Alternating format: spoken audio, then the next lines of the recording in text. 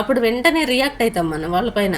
React అయిపోయి అవునా మమ్మల్ని ఇలా మోసం చేశారా, ఇలా మాట్లాడారా, మా అమ్మ గురించి ఇలా నెగిటివ్ చేశారన్న ఇంటెన్షన్ తోటి టపా టపా టపా మాట్లాడేస్తే అదే పర్సన్ మళ్ళీ వెళ్ళి మీ గురించి ఫలానా వాళ్ళు ఇలా మాట్లాడినారు అని చెప్పేసి అక్కడ కూడా చెప్పే సందర్భాలు. అంటే ఒక వ్యక్తి గురించి మన దగ్గర చెప్పిన వ్యక్తి మన దగ్గర కూడా సేమ్ తీసుకెళ్ళి అదే మ్యాటర్ని అక్కడ చెప్తారు.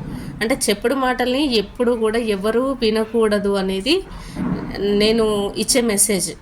ఏదైనా డైరెక్ట్ పర్సన్ టు పర్సన్ మాట్లాడుకున్నప్పుడు దాన్ని పరిగణలోకి తీసుకోండి, కానీ రియాక్ట్ అవ్వకూడదు మాట్లాడినప్పుడు. వాళ్ళకి మాట్లాడే అధికారాన్ని ఇవ్వండి, మాట్లాడే స్వేచ్ఛని ఇవ్వండి. వాళ్ళు మాట్లాడిన దాంట్లో అర్థాన్ని వెతకండి, మంచిని రిసీవ్ చేసుకోండి, చెడు నెగిటివ్ ఏదైనా ఉంటే కనుక వదిలేయండి.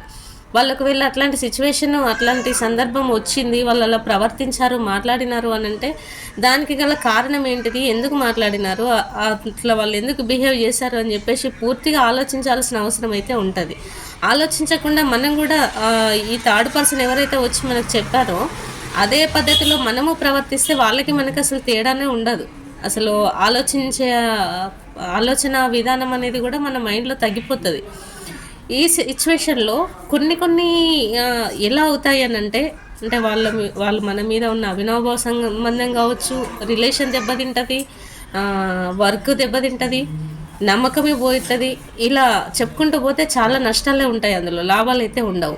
కానీ ఫస్ట్ ఆఫ్ ఆల్ ఏంటి అంటే మన మీద ఒక వాళ్ళు పెంచుకున్న అవినాభావ సంబంధం కావచ్చు, ఇంకేదైనా